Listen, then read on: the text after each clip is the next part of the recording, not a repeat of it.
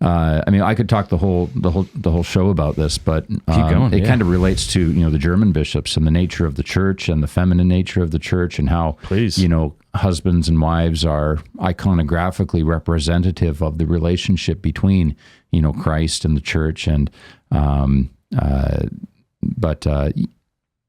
of the things, and this just, I stumbled upon this, and I'm sure that there are biblical scholars out there who know more about this than I do. But this was about, I don't know, maybe 6 months ago, maybe more. I was looking at some of the words, the Hebrew words in Scripture. My wife knows more about Hebrew words than I do, but you look at the word for the main buttresses and what's the word? The support planks, if you were, or support beams of the temple.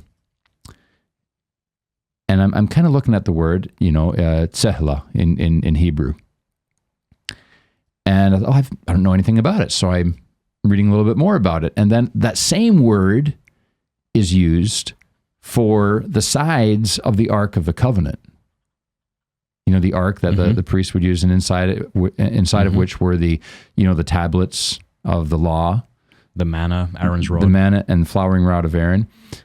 And now, in Hebrew, one word can have many translations into English, and English is very profuse. We have all kinds of words with very specific meaning. And German and Hebrew is very limited, and one word can have many meanings. So, tsehla can mean this beam that builds this, around which is built this temple that worship takes place in. It contains the life-giving divine services that support Israel. It's also used as like the side for the Ark of the Covenant, which holds within it like a womb the types that point to Christ. He who is the bread of life, he who is the word, he who is, the high priest. And this is where my jaw dropped. And I'm going back a little further.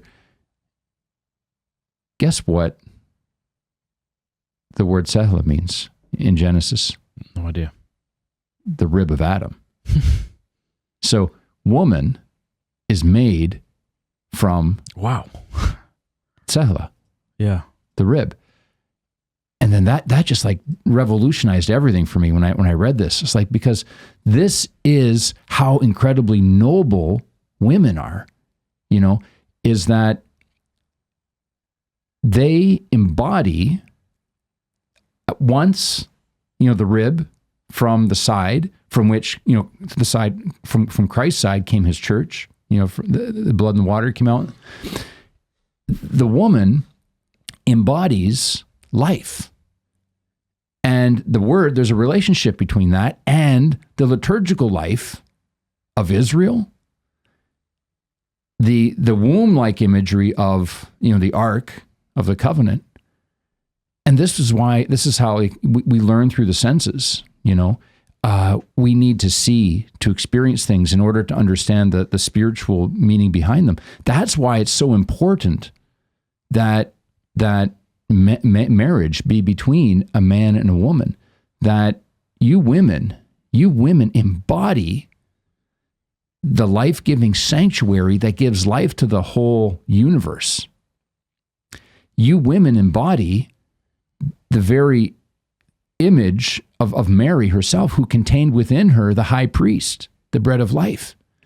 And the others have looked at the meaning of Adam's the work that Adam does in the garage, in the garden. Yep. He's hey guys working garages too. Uh-huh. And it's the work of a priest, and he's also guarding and serving. And that's like our highest calling as men, is to guard this lovely life-giving sanctuary of our bride. And so how horrible is it when you put on the birth control pill on her, or we allow our daughters to be, surgically dissected, and the architecture of her body, which is physically to point to the spiritual nature of woman as a life giver, it's all misconstrued and distorted. And that's why it's so dangerous what the German bishops are saying, because it's misconstruing the very nature of the church, the very nature of our relationship with Christ.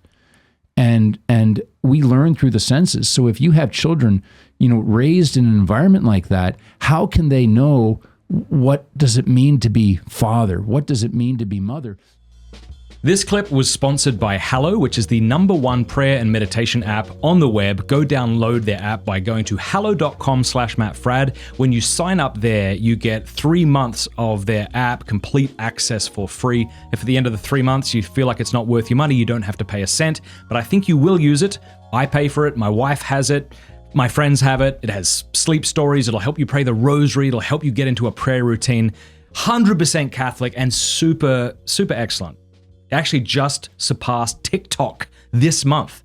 I'm not even making that up. When I say that, it sounds like it's... No, I know. Yeah. It's amazing. Hallow, HALLOW.com/MattFradd. Click the link in the description below so that they know we sent you.